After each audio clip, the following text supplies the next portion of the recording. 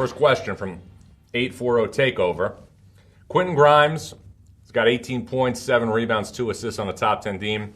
When will the All-American conversation start? Well, I'll say this. On Friday, I published a list of mid-season All-Americans. Quentin Grimes is an honorable mention mid-season All-American, so he's on my radar, and it's not just because he's on this show. He is somebody who is performing right now like the best player on a top 10 team. He's definitely a candidate to be an All-American. Next question.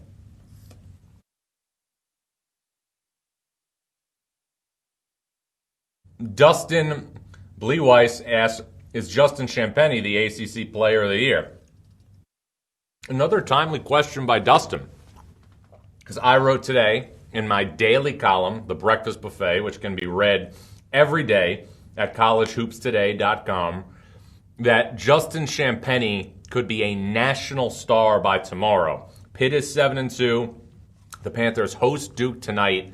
Pitt got Champagnie back from an injury. He's already had 2 games this season with 20 or more points or 20 or more rebounds. Champagnie, definitely a first-team All-ACC player, could make a major statement tonight against Duke. And I know it's not vintage Duke, but when you're trying to build a program like Jeff Capel is at Duke, at Pitt, I should say, it's a monumental opportunity.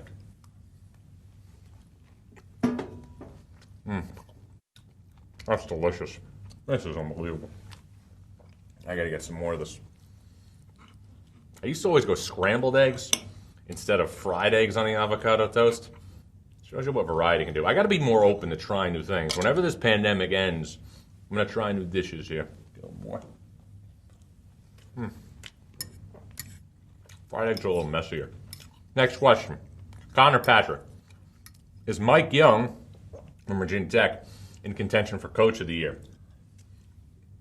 Absolutely. Virginia Tech, one of the surprise teams, not just in the ACC, but also nationally.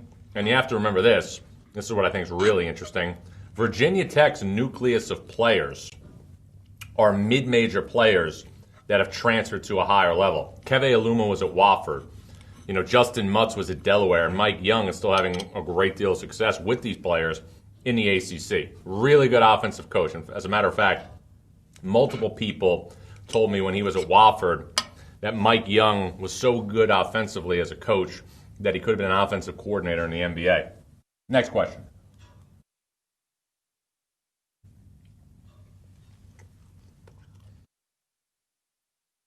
I'm chewing. One sec. It's from Peter Mead. What are your thoughts about Boise State and how far they'll be able to go in March? One of the most athletic teams I've ever watched. Well, Boise State, to me, is at the epicenter, of this Mountain West revival. The Mountain West is as good at the top, in my opinion, as it's been since we saw 5 teams go to the NCAA tournament in 2012, 2013.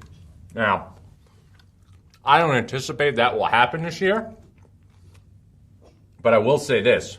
You look at this league, and all of a sudden, there are some nights where you'd rather watch the Mountain West than the Pac-12. Boise State, with Derek Alston Jr., if they can get Emmanuel Acott healthy, who's been obviously had a nagging injury the last week, has the requisites to be a team that I think could win multiple games in the NCAA tournament.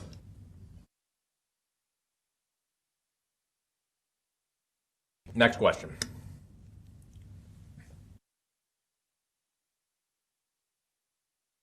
From Pat Edwards. By the end of the season, do you think Virginia can be a top 5 team? All the pieces seem to be there. I don't think you would be saying this, Pat, if we didn't see Virginia dominate Clemson like we saw on Saturday. Virginia was a team, again, last week that had a lot of holes. Curious, I need to see more from Virginia. The thing I like about Virginia is you have offense from the perimeter from your 3 front court spots. Hauser, Huff, Trey Murphy, the transfer from Rice, all capable of going over the top of the defense. That's important for a team that struggles to score historically. Also think the unsung presence on Virginia is Reese Beekman, a really, really talented freshman who can score the ball.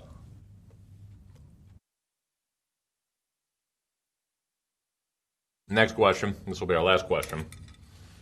It's going to be Aaron Morse. And John, How long until Chris Collins is on the hot seat at Northwestern? I think that's a little bit premature. I think when you look at this Northwestern team, they are a team that, again, has had some big moments. Won the game against Ohio State, won at Indiana, beat Michigan State at home.